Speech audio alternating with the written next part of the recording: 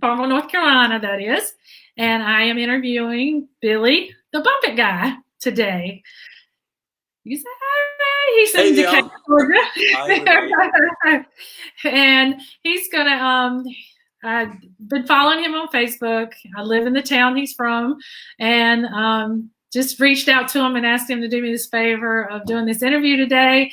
And just talking with him more and more, I just fell in love with him. So he's got a great bump experience going on, and we're just going to jump in here real quick and let him tell us what it's all about. So what is the bump experience? Well, first of all, Wendy, thank you for talking to me because you're doing me a favor too, because you didn't know at the time that today is actually a big day for us because someone else is brought on board for the bump experiment. We'll talk about him. And because we always joke, I'm 61, we need somebody younger to take over once I'm no longer on this earth. But anyway, the way it got started was when I was 17, I came home one day. And it could have been anybody in the family that got the mailbox, but there was an envelope. And in the envelope just had my name, and on the inside of it were $2,100 bills. And there was a note that said, if you're ever in the position to do something for someone, be it of your time or money, do it without expecting anything in return. Use for your education, your guardian angel. That's awesome. That was it. And that's okay, Wendy, I'm a country bumpkin. I'm 17. Do you think I told somebody that I got $2,000? I'm getting ready to go to college. It says use for college. Where I couldn't prime enough tobacco to justify that. So anyway, I had $2,000. Didn't know who gave it to me. Had no clue. So I kept it quiet, and I used that money that covered my first 2 years of tuition at Chapel Hill. I worked my way through college and had a loan, and worked my way through college. And that You didn't tell your $2,000. parents? No, I You didn't didn't tell tell your anybody. parents? Really? Wow. No. I didn't tell.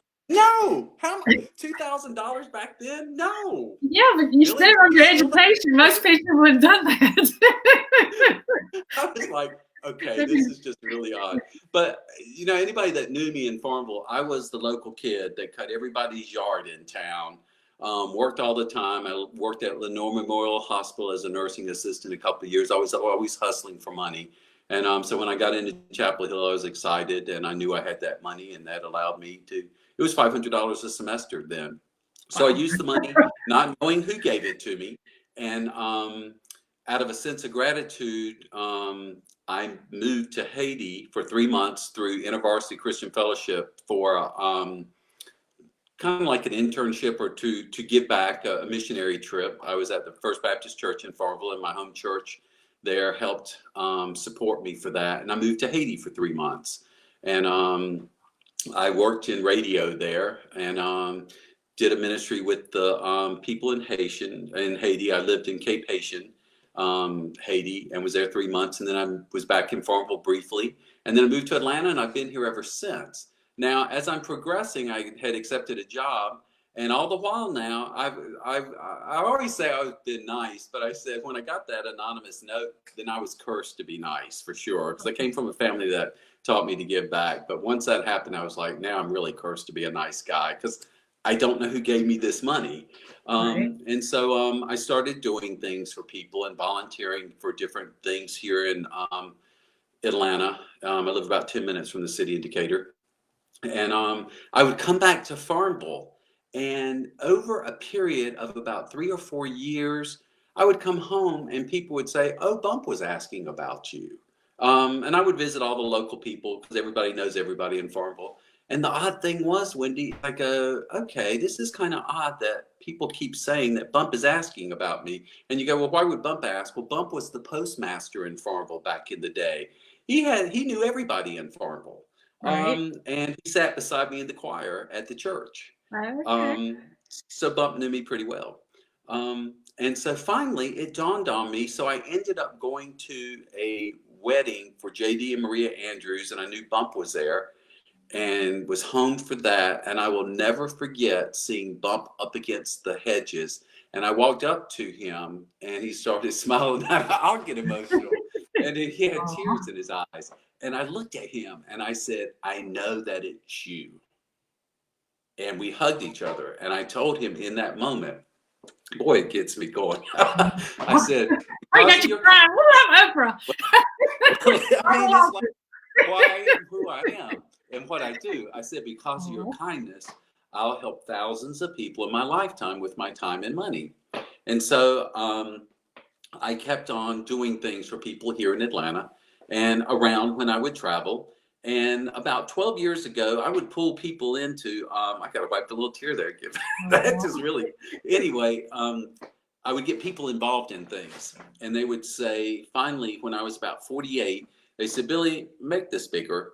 You keep pulling us into doing these different things. Just come up with something. And I said, okay, give me a couple of days. Well, you know what?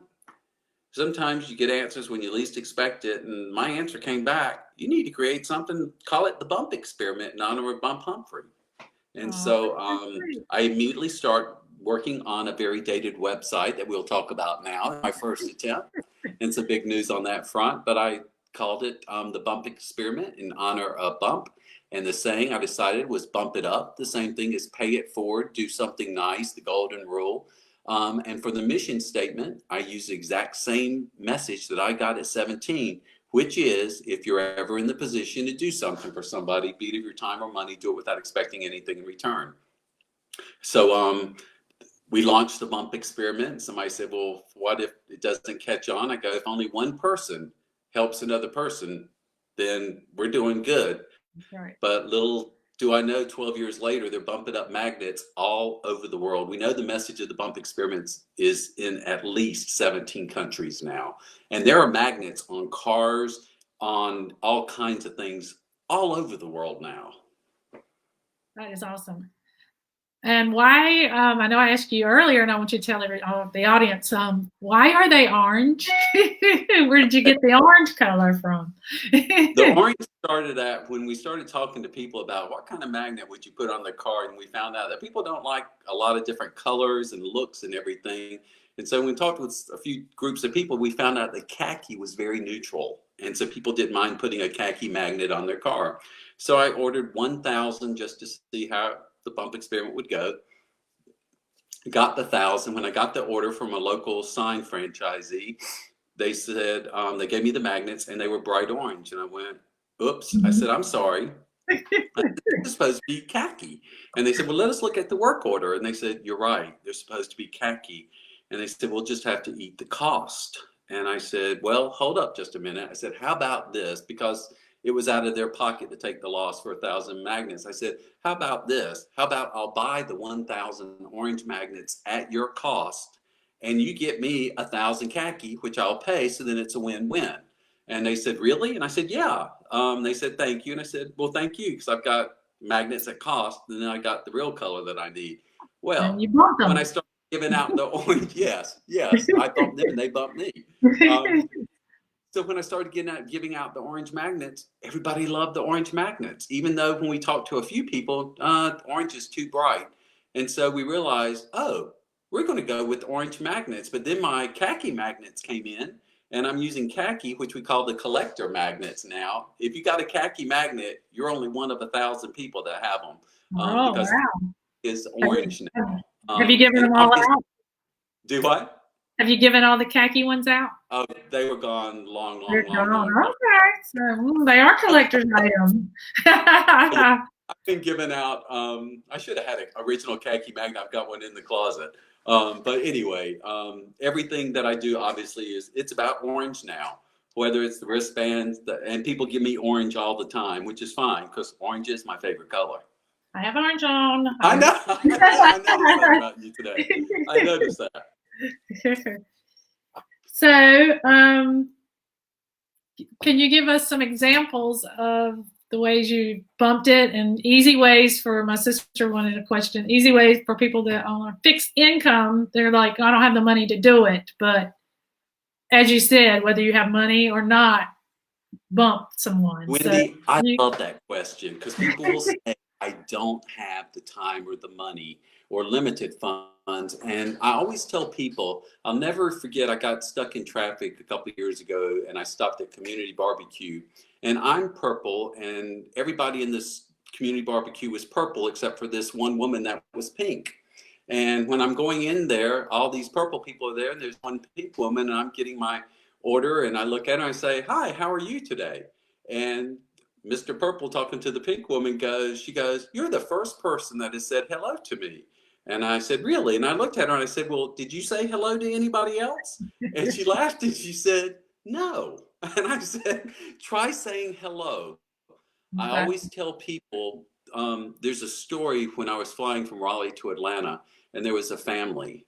Um, they had a son that was disabled, non-communicative, in a wheelchair. He's in braces. His hands are curled. There were two daughters, older teenagers, and I always carry what I call Band-Aid money, and it's whatever it is. And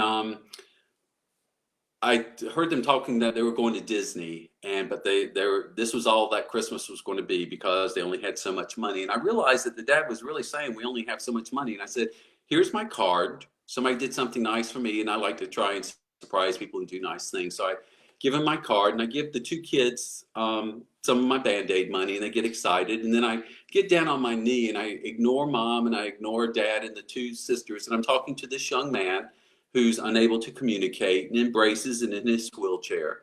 And I get down, I talk to him, and I put the money inside his curled hand.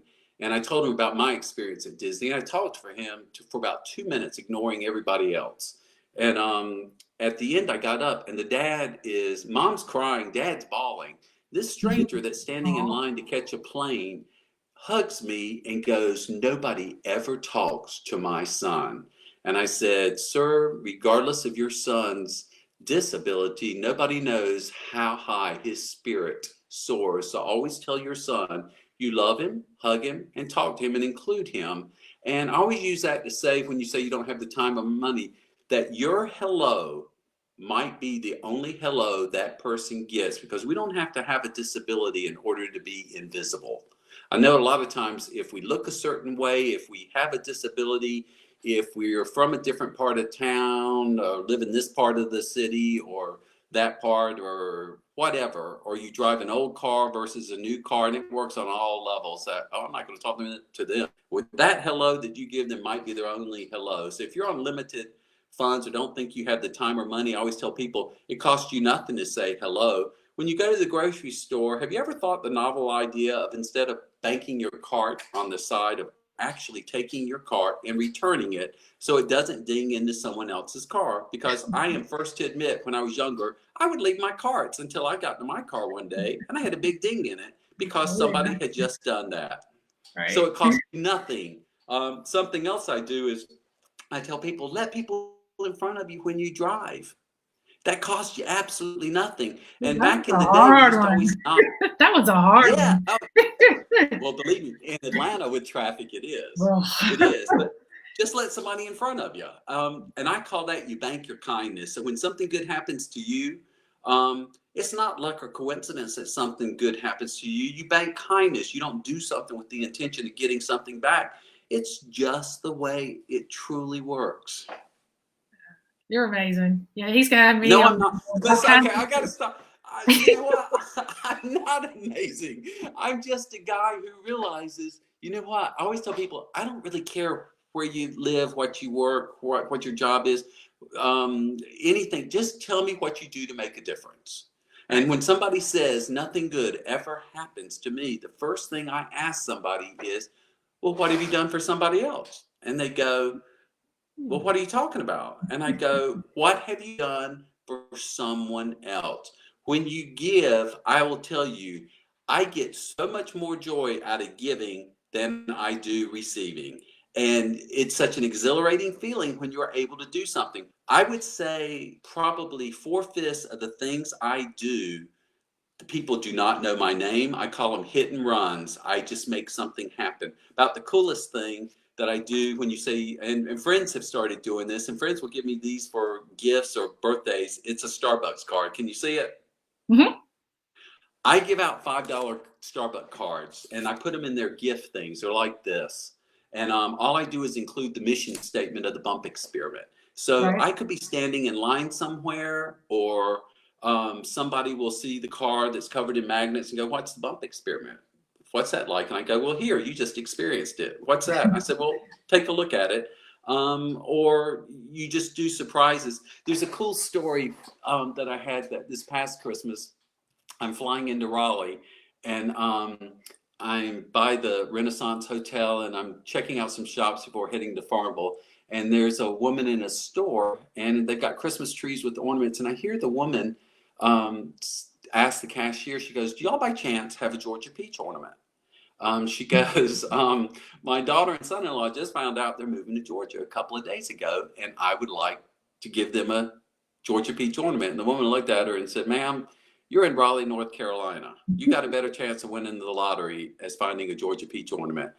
I don't believe in luck or coincidence again. I walk up to this woman and I go, "Ma'am," I said, "I happen to overhear you." I said, "I just flown in from Atlanta and I have a Georgia peach ornament. It'll take me 10 minutes to go get it and 10 minutes to come back. But by the way, here's the Starbucks card. There's the Starbucks." I said, "Have a little Love faith. her Walk with voice. me for 20 minutes and I'll bring you a Georgia peach ornament." I came back 20 minutes later, handed the woman the glass ornament. She goes, "How much do I owe you for this?" I go, "You don't owe me anything." I said, "This would kind of go against the mojo." And it was from a friend who does glass blowing that's incredibly talented. And I just happened to pack one, no reason at all. Don't believe in like a coincidence. For some reason, I put that one Georgia peach in it. And she goes, "Nobody's ever going to believe this story, are they?"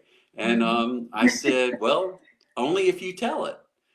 So, you think of trying to doing something that you have to spend a lot of money or whatever. No, you don't.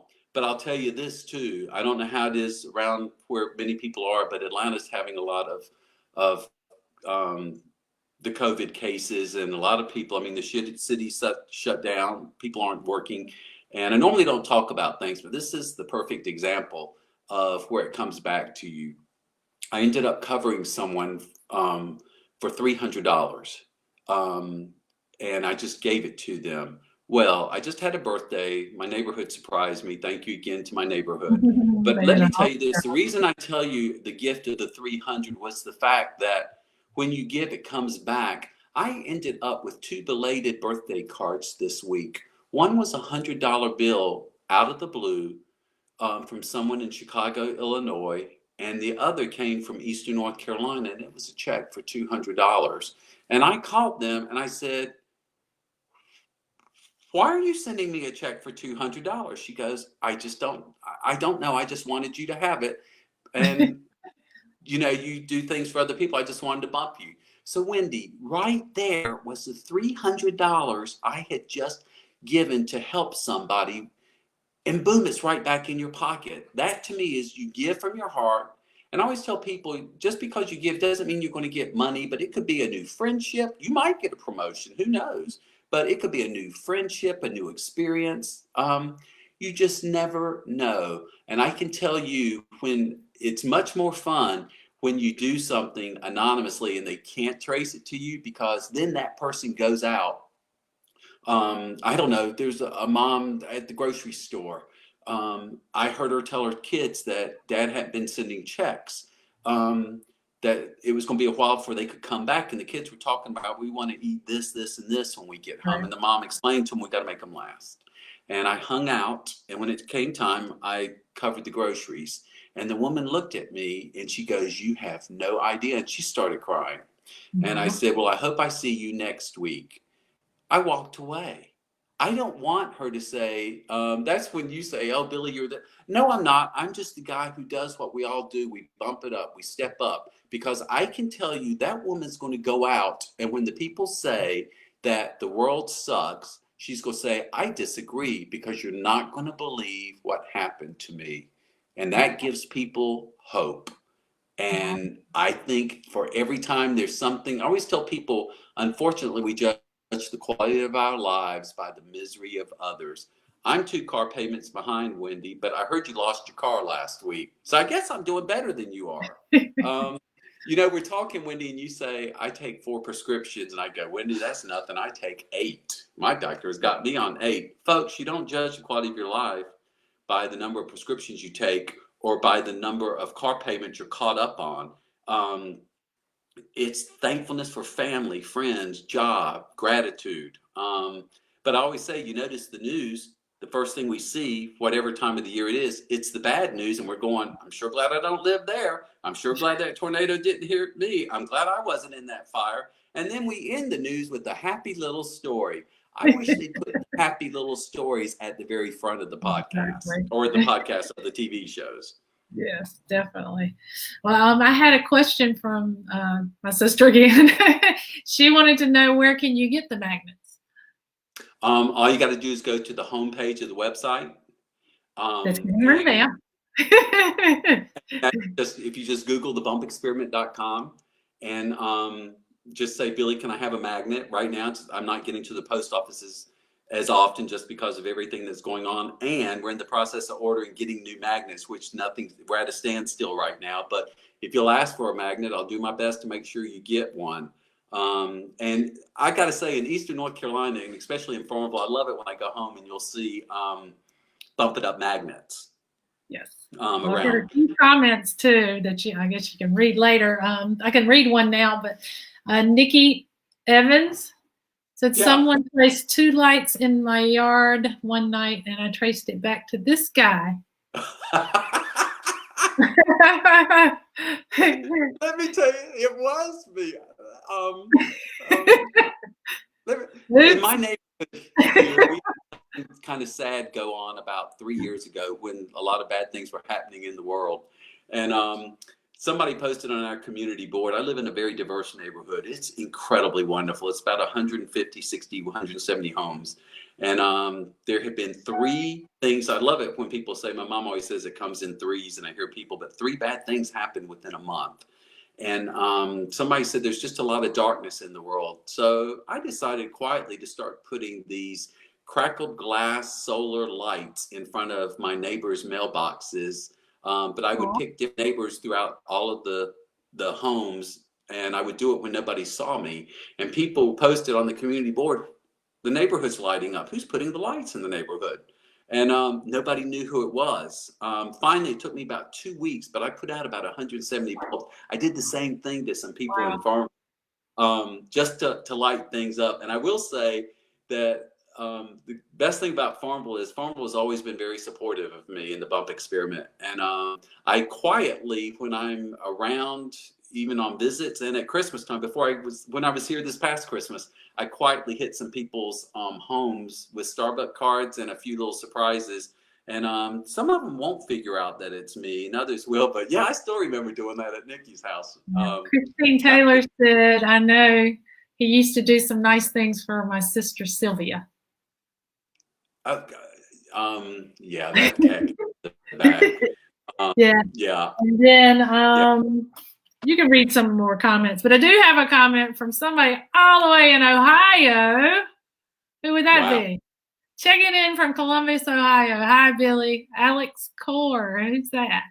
Okay, if Alex is on it, talk about Alex. I'm leading you into this. It's your segue. Okay. Well, as we all know, I have this thing that people will say at 61. Not that I'm aging out, but I realize I got less time ahead of me than I've got behind me. And about, I don't know, several years ago, people said, Billy, what's going to happen to the Bump Experiment when you're gone? And I said, well, I'm hoping that I meet someone, a young man or a young woman, because I don't want somebody my same age, because I don't want us both to leave this earth at the same time. So I need to come across somebody with a kind heart, who believes the same things that I do and that Bump did. And I was on a trip back when I thought I wanted to be a ninja warrior, visiting family up there. I met Alex, and I immediately, he asked about the Bump Experiment. We talked about it, and I knew immediately that this guy had an incredible heart. And I thought, wow. I stayed in touch. I've known Alex a couple of years, and I just knew from his volunteering, the way he sees people like I do, like Bump did, that this was the man who would take the Bump Experiment into the future. And so that's why today, and it's ironic that none of this was planned, that I introduced Alex to the Bump Experiment to everybody. He's been on board for a couple of months now.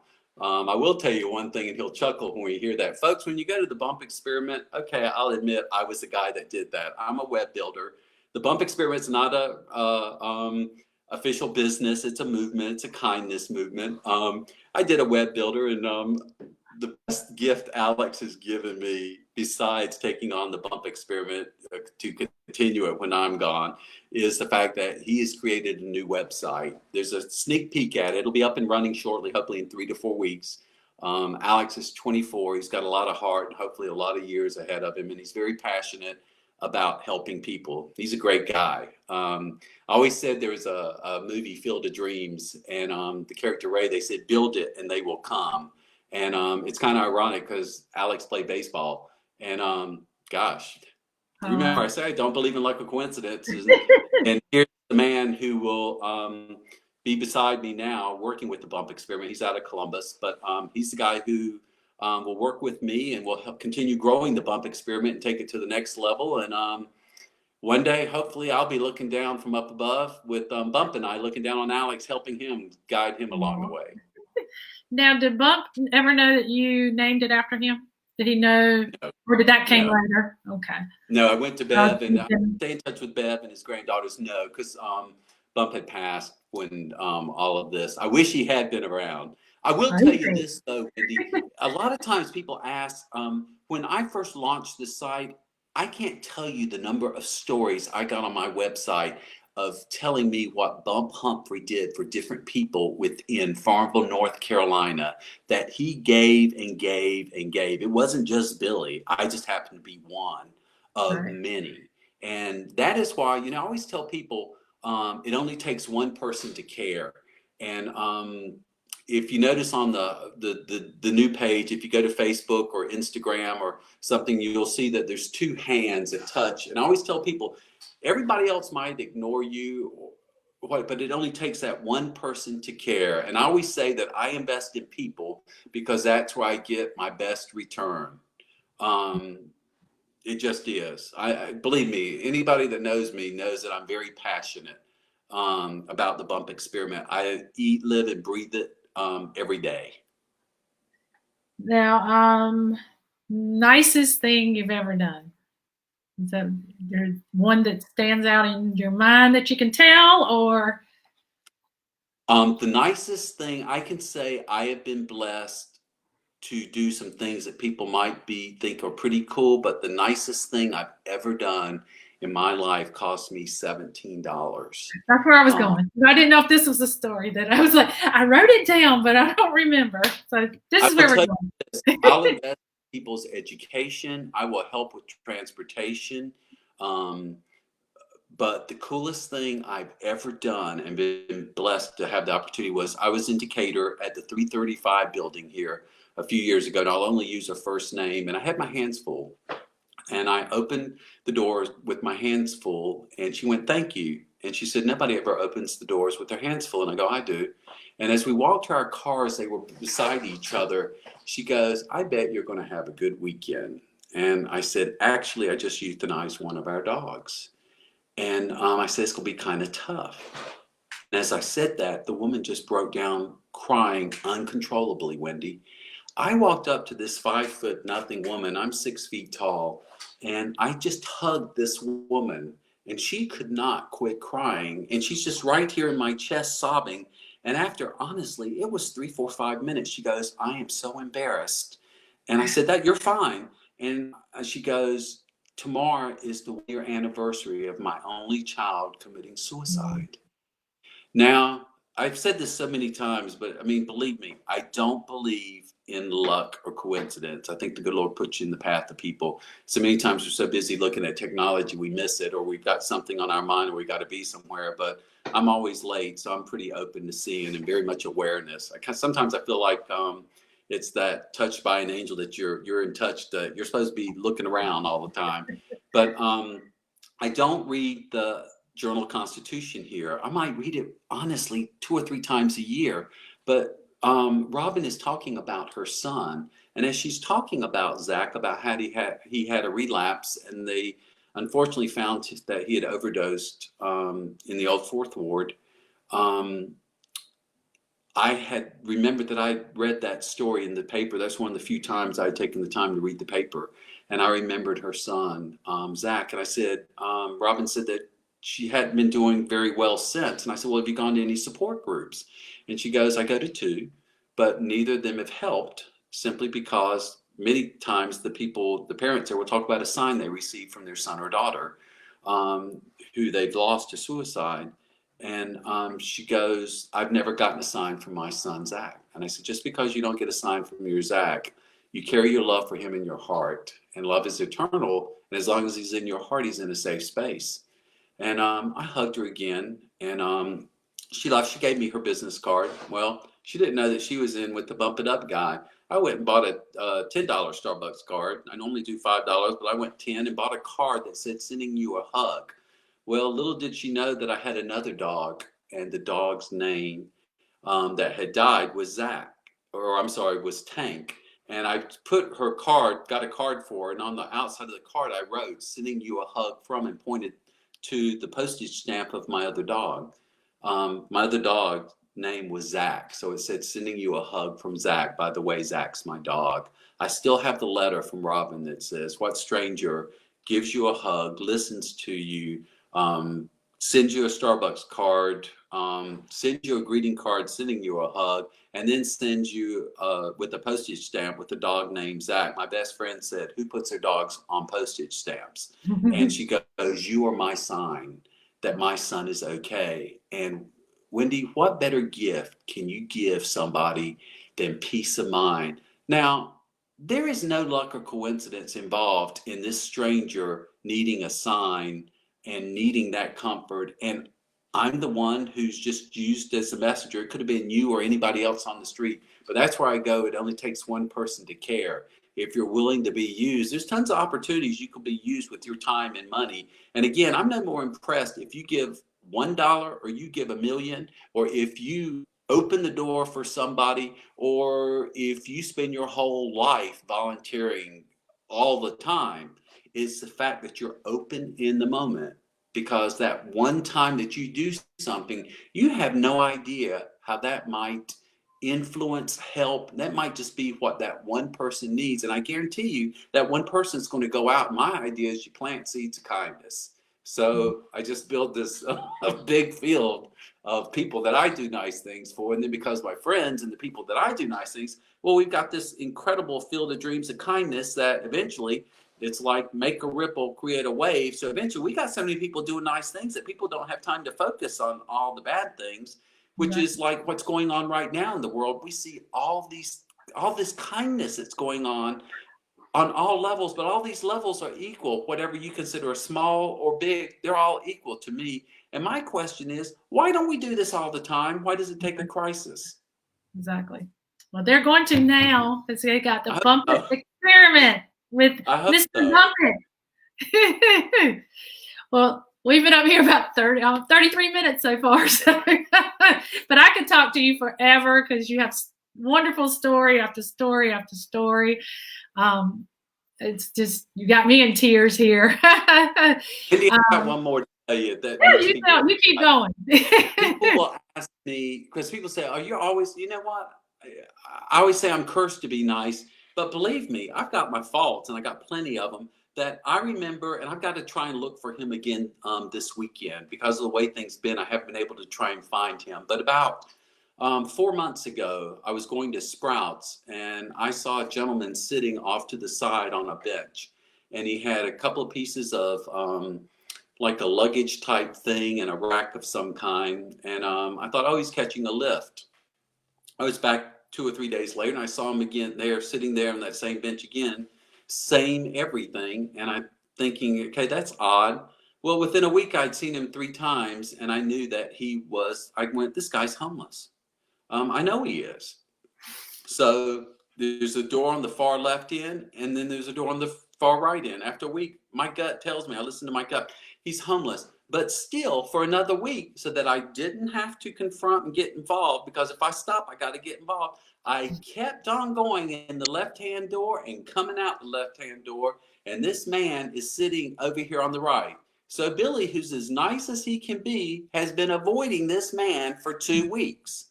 I walk up to this man finally and I said to myself, Billy, this is not you. If you're not going to get involved, how can I expect somebody else to get involved? So I just go and sit beside this guy and I go, hi, I've been avoiding you for 2 weeks. My name's Billy. What's yours? His name was Keith. He's a homeless man who was laid off, ended up losing his apartment, got sick, ended up in the hospital. It could happen to anybody. This is a man that had a job, had housing, had health insurance, but lost it all and ended up on the streets. He's in his mid 40s, and we ended up becoming friends. I'll post on him, and it's funny because people ask, "How's Keith?" and we ended up, I'll give him pocket change to keep him going. He never asked for anything. He has a few health issues still. He's quite smart and navigates himself around the city. But it dawned on me at Christmas time that it was getting cold and he didn't have a coat and a blanket. So I went and bought a coat and a blanket and a vacuum at a Walmart. I'm in the Walmart and I'm checking out. A woman goes to me in front of me, "Are you doing last minute Christmas shopping?" And I said, "No." I said, "Actually, the vacuum's for me." And I said, "The coat and the blanket are for a guy who's without a home right now. I guess some would say homeless." And I said, "I bought them for him because I'm going home and I won't see him for a week and it's cold." And this woman, I'll just use her first name, was Donna. She goes, "Oh my gosh." And I told her a key story. She goes, "That's me. Had it not been the kindness of a friend, I would be in the same position as your Key." So what I did was, when it came time, because she was up in front of me, well, I slid my card and got hers. It wasn't that much money, so no big deal, but it's all equal. But anyway, she started crying. Then, of course, that will tear me up because I have such a soft heart. And she goes, "Billy," I took a picture with her, and she said, "Can I have a picture with you?" And I said, "Sure, if you send me one of us." And I'm, so I keep people together just so I have a memory of them. But she goes, "I didn't tell you my story to make you feel sorry for me." I said, "Don, I don't feel sorry for you." I said, "We all, including myself, need a helping hand or a kind word at some point in time." And Keith and I have become friends. I make sure it dawned on me finally after about 3 weeks of being involved with him, it dawned on me that even I'm not the sharpest tool in the shed sometimes, that he was wearing the same thing that I had seen him in 3 weeks earlier. I'm seeing him, all, a couple times a week, and it's not dawning on me. The man needs clothes, but he doesn't ask me. So we go hit Walmart, and I buy him some clothes, and we get him set up and everything. And unfortunately, someone stole his clothes. I said, "Keith, you got to make sure if you run somewhere or go into, take a little break to the men's room, you got to make sure you take your cart with you, your clothes." Anyway, with everything that's going on now, I don't know where Keith is. I don't think he's safe.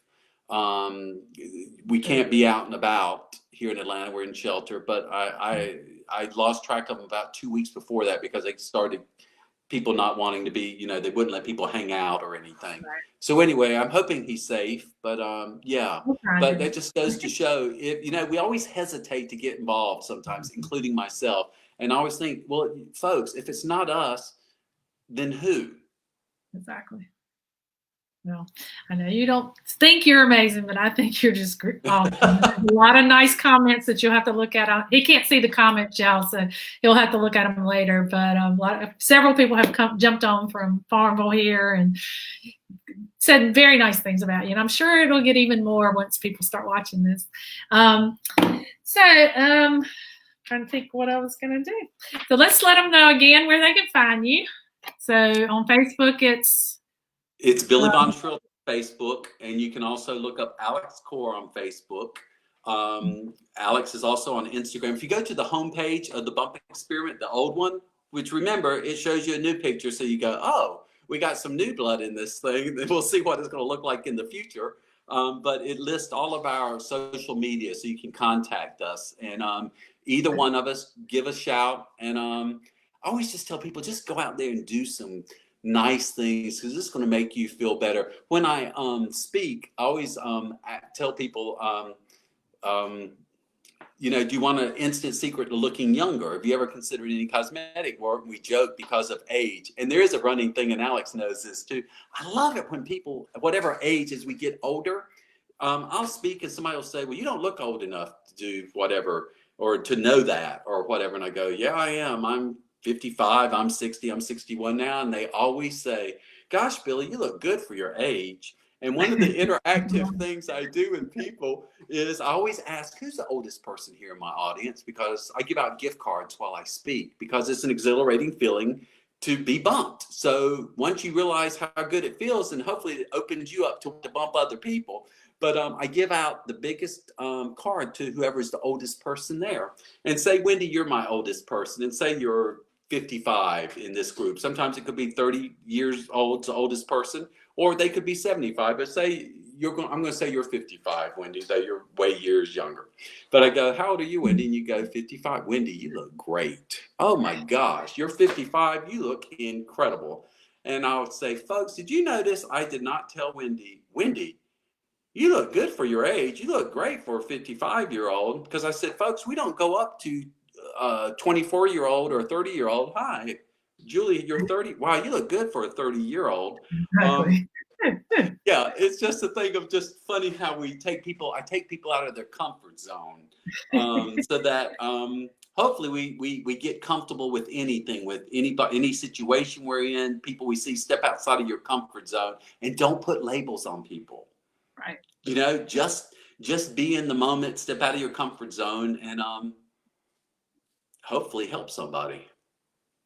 Well, you're, like I said, you're a great inspiration, and I'm gonna start bumping. Thank Do you mind? I was thinking about that though. I was like, now can I use your bump it little card that you give, like Oh, your? folks, let me tell you this, and I'll even put that on the website. Yes, thank you for bringing that up. Several people have asked, and they use that. They take all it is, and I've actually got one on me. This is like the Starbucks card that I get, and it just has a Starbucks card. But you can just leave a card, and it's the bump it. I'll see if you see it. And all it says is, if you're ever in the position to do something for somebody, be it of your time or money, do it without expecting anything return. And then it has the card. Oh, and Wendy, that was something else that made me remember too, that you can just hand them out. But one question that's probably the most question that I guess asked the most frequently is what if I give something to somebody and somebody asks me for some money to get some food? How do I know that they're not going to go buy cigarettes, or they're going to buy a beer, or I don't know what they're going to do with the money? So I hesitate to buy. Or to give them the money. And I said, "Well, you can obviously buy them some food if you feel comfortable and give it to them." But I said, the bottom line is, it used to bug me too when I was young, because I remember there was a woman at Ansley Mall that was trying to get back to Kentucky, and she had her sign. And I probably gave this woman to get to Kentucky over a period of several years. I don't know how much, fives or whatever. And 16, 17 years ago, or of seeing her, I realized she was never getting to Kentucky, and I don't think really getting to Kentucky was her motivation. And it bugged me at first, and then it realized, and I use this when I reply to that question, is it really doesn't matter if she gets to Kentucky or not. Um, you give from your heart, and when you give from your heart, you do it unconditionally, do it without expecting anything return. It's on them, because I always say, if you draw from that well, and you have a need and you're not being truthful about it, there's going to be a point when you really need something and it's not going to be there. And on the flip side of that, if somebody asks you for something and you feel like you want to do it for them or give it to them, joyfully give it to them. And you know what? You bank kindness, because you did something to give of your time or money, and you're not putting any restrictions on it. It's just coming from your heart. And if something comes from your heart, I don't think that can be a bad decision, regardless of what they choose to do with the money. It's on them, not on you. Exactly. Absolutely. Well, I again appreciate you coming on here with me. We're 45 minutes now. But like I said, I can sit here and talk to you for days. Everybody's enjoying it. But well, if you ever see in Farmville, I always have magnets all over the car. And it's so funny, because I got an orange Jeep the last time, or time before last, and it was so cool. Driving around Farmville and people honking, because believe me, they knew it was me, because I said, if you see an orange Jeep, you know that it's Billy. But I just want everybody to know, I really am excited about launching the new website, about Alex coming on board, that I know that the message that to me, it's generational from Bump to Billy. And now I guess after the Bees, we have Alex that comes before the Bees. So, yeah, but Yeah, I did tell Alex two things. I said, it's always got to be orange.